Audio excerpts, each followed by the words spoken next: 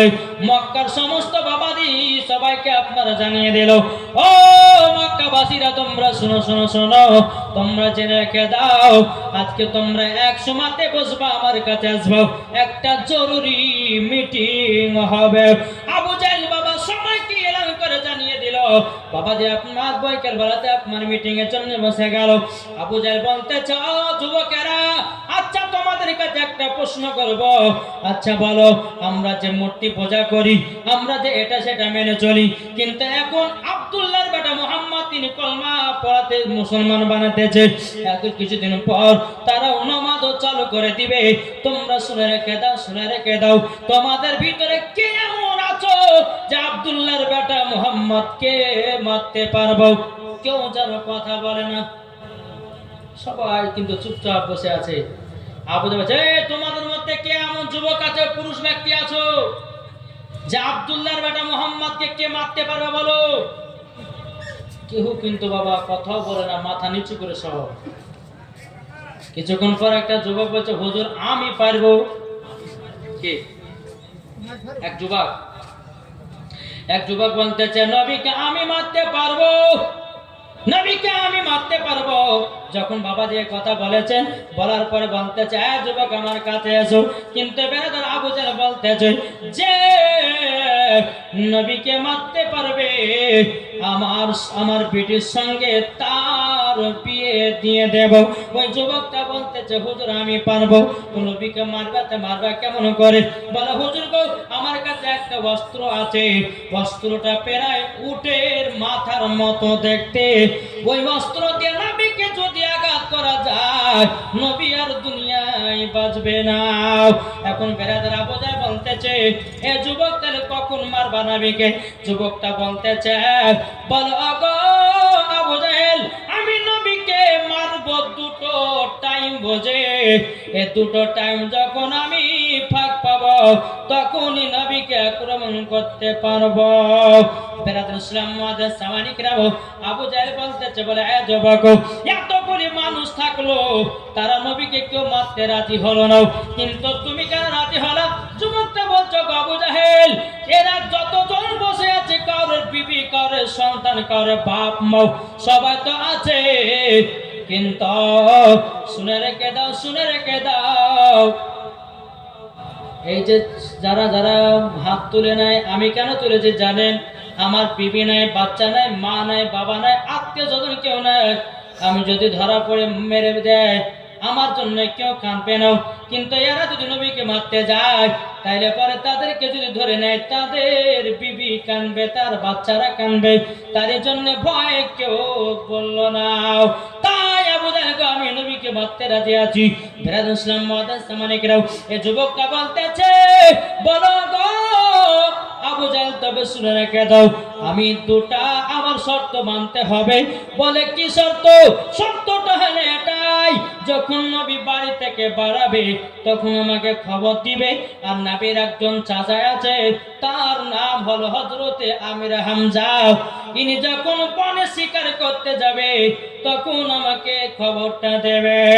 বাবা আবু জাহেল দুটা মহিলাকে বলল, এই মহিলা এক কাজ করো, তুমি নবীর আশেপাশে, বাড়ির আশেপাশে থাকো গো। আর একটা মহিলাকে বলো, শোনো, নবীর চাচা আমির হামজার বাড়ির আশেপাশে থাকো, যখন আমির হামজা বাড়ি থেকে বেরিয়ে বনে শিকার করতে যাবে, তুমি আমাকে খবর দিবা। আর একটা মহিলাকে বলল, তুমি নবীর বাড়ির আশেপাশে থাকবো, নবী যখন বাড়ি থেকে যখন বাইরে বেরোবে, তখন আমাকে খবর দিবা। বাবা যে দু জায়গাতে দুইটা মহিলাকে আবার রেখে দিল, আমার নবীকে মারাবার জানলে, কিন্তু বেরাদান একদিন দুদিন তিন দিন করতে করতে করতে বাবা একটা টাইম চলে আসলো, বাবা যে দুটো মহিলা বলছে, আবু জাহেল, তবে শোনো গো শোনো, আজকে আমির হামজা বনে শিকার করতে গেছে, আর এদিকে বাবা যে নবীর বাড়ির কাছে যে মহিলাটা ছিল, ওই মহিলাটা বলতেছে, আবু জাহেল, নবীজি বাড়ি থেকে বাড়ি এসে। এদিকে আবু জাহেল ওই যুবকটাকে খবর দিল, যুবক, তোমার অস্ত্র নিয়ে যাও নবীকে মারার জন্য। বাবা যে মুসলমান ভাইরাও, এ সোনা মানিকেরাও, যখন বাবা যে কথা বলার পর ইসলাম মুআদ্দাস সামানিক রাও ওই যুবকটা কিন্তু আমার নবীজির পেছনে পেছনে আপনার চলতে লাগলো, চলতে চলতে চলতে বাবাজি আমার নবী মুস্তাফা একবার পেছনে তাকায় একবার সামনে তাকায়। বাবাজি মুসলমান ভাইরাও ইসনা মানিকেরাও হাদিস থেকে প্রমাণিত আমার নবী সামনে যেমন দেখে পেছনেও তেমনই দেখে। আমার নবী বলতেছেন ব্যাপারটা কি, যুবকটা আমার পেছন পেছন একটা বস্ত্র নিয়ে আসছে, ব্যাপারটা কি? বেরাদুসলাম মাদার সামানিকরা আমার নবী মুস্তাফা চলতে আছেন ওই যুবকটা যখনই বাবা বেরাদুসলাম মাদার সামানিকরা হাতের বস্ত্রটা নিয়ে নবীর পেছনে পেছনে যায়, কিন্তু আমার নবী মুস্তাফার কাছে একটা চাদর মোবারক ছিল বাবা। ওই চাদর মোবারকটা আমার নবীজি মাথা মোবারকের উপরে চাপিয়ে নিয়ে বাবা চলতে আছে, কিন্তু বেরাদুসলাম মাদার সামানিকরা ওই চাদরে এমন একটা গুণ আল্লাহ তাআলা দান করেছিলেন, ওই চাদরটা কাউরের মাথায় যদি চাপিয়ে দিতেন আমার নবীজি সব বুঝে যেতেন ইনি কিসের জন্য আমার কাছে এসেছে, কি করার জন্য এসেছে। ব্রাদার ইসলাম মাদার সামানিকরাও এই যুবকটা বাবা যে আপনার টুক টুক টুক টুক করে নবীর কাছে আপনার পৌঁছে গেল। পৌঁছে যাওয়ার পর আমার নবী বলছে যুবক তুমি এখানে কেন? যেমন বলেছে আমার নবীজি ওই চাদর মুবারকটা বাবা যুবকের মাথায় চাপিয়ে দিয়েছে, যেমন বাবা চাপিয়ে দিয়েছে ওই যুবকটা অস্ত্রটা নিয়ে বাবা আপনার চাদরটা খাড়া করে দিয়ে বাবা চাদরটা যেমনই জমিনে আপনার ফেলে দিয়েছে বাবাজি, একটা আঘাত নবী মুস্তাফার মাথা মুবারকে লেগেছে বাবা। আমার নবী মুস্তাফা জমিনে আপনার দুই আপনার হাঁটু মুবারকটা বিছিয়ে দিয়েছে, বলে ওরে যুবক রে আমাকে খানো খাই বিনা দোষে বিনা কারণ মাননি কেন? এখন আপনার কিনা যুবকটা বলছে বলে গো আলামিন শুনুন গো আপনাকে মারেছে কারণ জানলেন আমি আবু জাহেলের বেটিকে বিয়ে করব, আমাকে বড় বিশাল একটা ইনাম পুরস্কার দেবে। এই বলে বাবা যুবকটা দৌড় মারতে লেগেছে। আমার নবীজি জমিনে আপনার যখন আপনার পড়তে লাগলো আমার আল্লাহ বলছে জিবরিল জলদি করে যাও আমার নবী মুস্তাফার মাথা মুবারক রক্ত যেন জমিনে যেন না পড়ে যায়। বেরাদুল ইসলাম মাদার সামানিকরাম এই সামানিকেরাম বাবাজি এদিকে আমার নবী মুস্তাফা জানো সেজদাতে বাবা আপনার পড়ে পড়ে শুধু কান্না করতে আসে। এদিকে বেরাদুল ইসলাম মাদার সামানিকরাম আমরা হামজা বাবাজি বনে শিকার করতে গেছে বাবা, যেই হরিণের পেছনে পেছনে আমরা হামজা ধরতেছে বাবা, ওই হরিণটা কি যেন বলবে কিন্তু বলার আপনার সুযোগ দিতেছে না বাবা। যে একটা তীরশন যখন আমরা হামজা মেরে দিয়েছে বাবা, যে হরিণের পিঠেতে মেরে দেওয়ার পর হরিণটা বাবা থমকে দাঁড়িয়ে গেছে। এখন হরিণটা বলছে আল্লাহ গো আমাকে মানুষের মতো যৌবনটা দান করে দাও, একবার যেন আমি হামজাকে বলতে পারি তোমার ভাতিজাকে কাফেরের দলেরাও আবু জাহেলের দলেরাও তারা যেন আঘাত করেছে কথাটাকে যেন বলতে পারি। হরিণটা যেন বাবা মানুষের মতো যৌবন কানা যেন খুলে গেল, জোরে বলুন না সুবহানাল্লাহ। হরিণটা বলতে বলো গো নবীর চাচা আমির হামজা আপনি তো আমার পিঠে একটা তীরশর মেরে দিয়েছেন গো, আমি একজন নবীর প্রেমিক, আমি হলাম নবীর আশিক।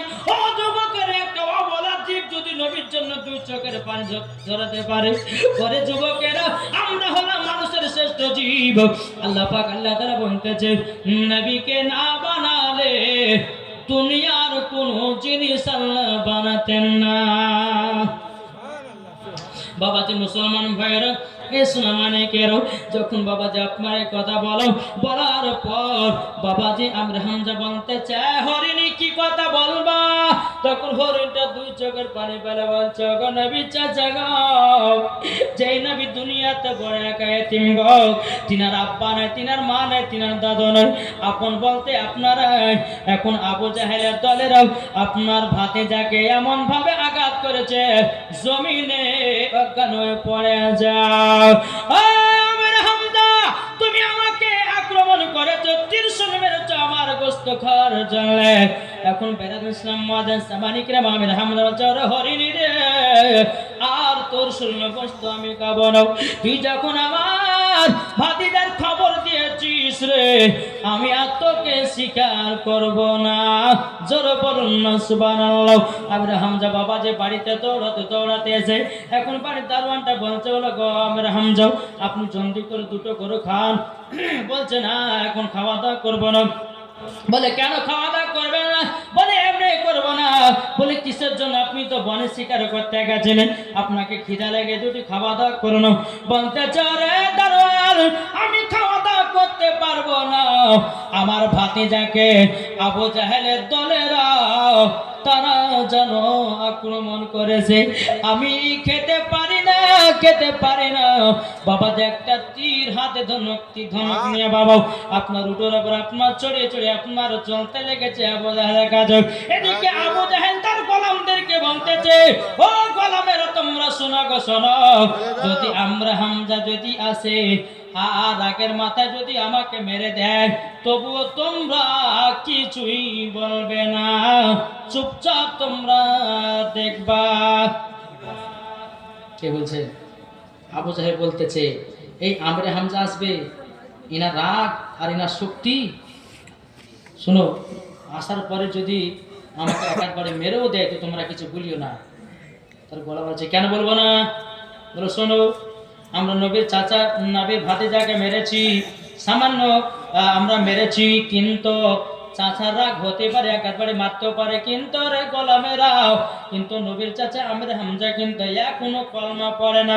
তার মানে ওই আমাদের তলে এখনো আছে, একবারে মারছে, মার খাইয়ে নিব, মারপিট করবো না। যদি মারপিট করে হয়তো আমির হামজা তার ভাতিজার কলমা পড়ে মুসলমান হয়ে যেতে পারে। কাজী তোমরা কেউ কিছু বলবে না। টুকটু টুকটু করে আমির হামজা এসে যাই, আমার ভাতিজার গায়ে কে হাত তুলেছে বল। কথা বলে না, সত্যি করে বল, কে আমার ভাতিজাকে মেরেছিস? জলদি জলদি করে বল, যদি না বলিস তাহলে পরে এখনই আমি যুদ্ধ এলান করে দেব। জোরে কন্যা সুবহানাল্লাহ। বাবা যে মুসলমান ভাইরা, এ সোনা মানিকেরা, আমির হামজা বাবা যে সবাইকে জিজ্ঞাসা করে, কেন কথাই বলে না? আবু জাহেল কথা বলে না।